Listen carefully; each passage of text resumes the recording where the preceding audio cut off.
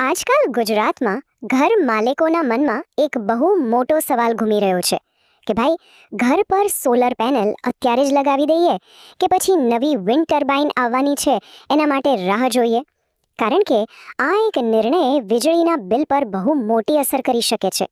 તો ચાલો આ આખી વાતને છેક અંદર સુધી જઈને સમજીએ.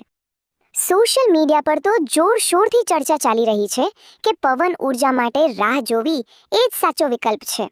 પણ શું આ વાતમાં દમ છે કે પછી ખાલી હવામાં વાતો છે? ચાલો આ હાઇપ પાછળના તથ્યો અને આંકડાઓને બરાબર ચકાસીએ અને જોઈએ કે સાચો જવાબ શું નીકળે છે. તો ચાલો આખી વાતને સ્ટેપ બાય સ્ટેપ સમજીએ. પહેલા તો આ નવો પાવર વિકલ્પ છે શું? પછી પવનનું વિજ્ઞાન શું કહે છે? ગુજરાતમાં ખરેખર પવનની ગતિ કેટલી છે? જે નવી પોલિસીની વાત થાય છે એમાં કઈ કઈ વાતો હજી નક્કી નથી. સોલર અત્યારે કેમ એક પાક્કો વિકલ્પ છે? અને છેલ્લે આ બધાને આધારે સૌથી સારો નિર્ણય કયો હોઈ શકે? તો સૌથી પહેલા તો એ સવાલ થાય કે આ આખી ચર્ચા શરૂ ક્યાંથી થઈ? વેલ, આ બધો ખેલ એક નવી સરકારી નીતિ અને સોશિયલ મીડિયા પર જે સલાહ ફેલાઈ રહી છે તેને કારણે શરૂ થયો છે. કંઈક આવો જ મેસેજ છે જે ઘણા લોકો ઓનલાઈન જોઈ રહ્યા છે.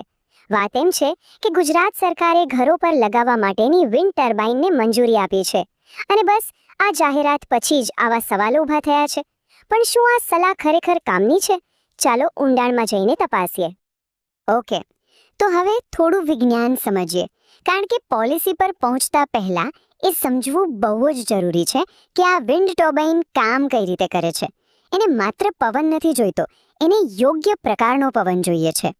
જુઓ, કોઈ પણ વિન્ડ ટર્બાઇન માટે 3 સ્પીડ બહુ જ મહત્વની હોય છે. પહેલી છે કટ એન્ડ સ્પીડ, એટલે કે એટલો ઓછામાં ઓછો પવન જોઈએ કે જેનાથી પાંખિયા ફરવાનું શરૂ કરે. પછી આવે રેટેડ સ્પીડ.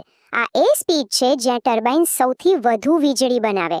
અને છેલ્લે કટઆઉટ સ્પીડ, મતલબ કે જો વાવાઝોડા જેવો બહુ જ વધારે પવન આવે તો ટર્બાઇન પોતાને નુકસાનથી બચાવવા માટે આપમેળે બંધ થઈ જાય છે. હવે જરા આ આંકડા જુઓ. ટર્બાઇનને ખાલી ચાલુ થવા માટે, મતલબ કે પાંખિયાને ગોળ ફરવાનું શરૂ કરવા માટે જ 9 થી 14 કિલોમીટર પ્રતિ કલાકની સ્પીડ જોઈએ છે. પણ જો એમાંથી પૂરેપૂરી વીજળી જોઈતી હોય તો પવનની ગતિ 22 કિલોમીટર પ્રતિ કલાકથી પણ વધારે હોવી જરૂરી છે. આ બંને વચ્ચેનો તફાવત જોયો? જમીન આસમાનનો છે.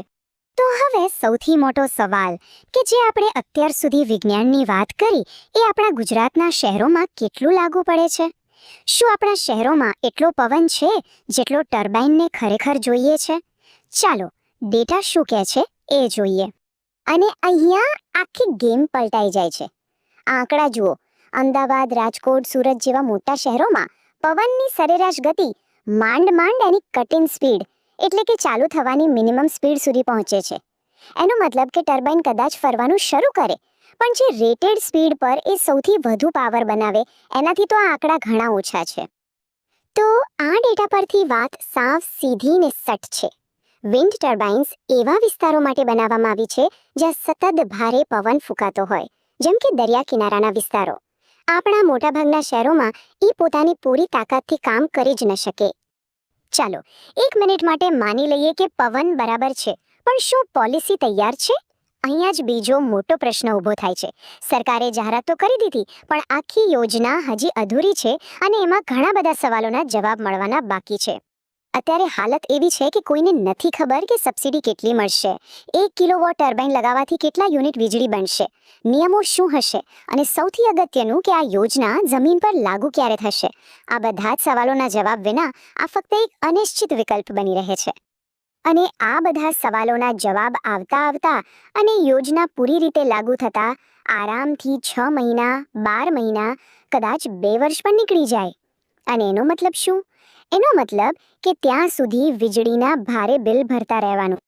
તો એક બાજુ વિન્ડ પાવરની આટલી બધી અનિશ્ચિતતા છે અને બીજી બાજુ એક એવો વિકલ્પ છે જે અત્યારે એકદમ તૈયાર છે અને જેનું માળખું પણ સંપૂર્ણપણે સ્પષ્ટ છે, અને એ છે સોલર પાવર. આ કોઈ નાની સુન્ની કે નવી યોજના નથી હો. પીએમ સૂર્ય ઘર યોજના એક વિશાળ રાષ્ટ્રીય યોજના છે. આના હેઠળ અત્યાર સુધીમાં દેશભરમાં 25 લાખ ઘરોમાં સોલર લાગી પણ ચૂક્યા છે અને આ યોજના 2027 સુધી ચાલવાની છે. મતલબ કે આ એકદમ સ્થાપિત અને ચાલુ સિસ્ટમ છે. હવે આ સરખામણી જુઓ, આનાથી આખી વાત સ્પષ્ટ થઈ જશે. એક બાજુ છે વિન્ડ, જ્યાં પોલિસીની હજી ડિઝાઇન નથી બની, સબસિડી કેટલી મળશે એ ખબર નથી, અને શહેરોમાં ચાલશે કે નહીં એ પણ પાક્કું નથી. અને બીજી બાજુ છે સોલાર, જેની યોજના અત્યારે ચાલુ છે, જેમાં 78,000 રૂપિયા સુધીની સબસિડી પાકી છે અને જે આજે જ લગાવી શકાય છે. તો આટલી બધી માહિતી જોયા પછી, આટલા તથ્યો સમજ્યા પછી, એક ઘર માલિક તરીકે અત્યારના સમયમાં સૌથી સાચો અને સ્માર્ટ નિર્ણય શું હોઈ શકે? ચાલો હવે આપણે નિષ્કર્ષ પર આવીએ.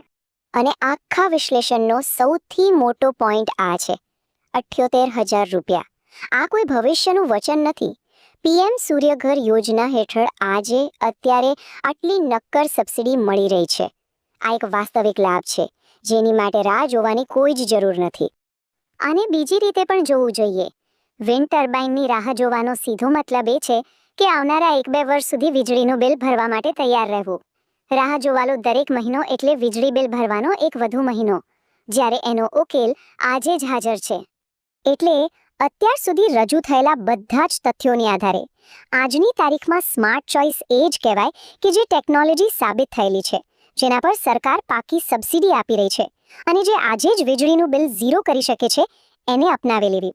અને છેલ્લે એક સીધો સવાલ સૌએ પોતાની જાતને પૂછવા જેવો છે: જ્યારે વીજળીનું બિલ ઝીરો કરવાની તક આજે જ સામે ઊભી છે, તો પછી કોઈ અજાણી અનિશ્ચિત ટેકનોલોજી માટે ભવિષ્યમાં શા માટે રાહ જોવી? અંતિમ નિર્ણય તો સૌએ પોતપોતાનો લેવાનો છે.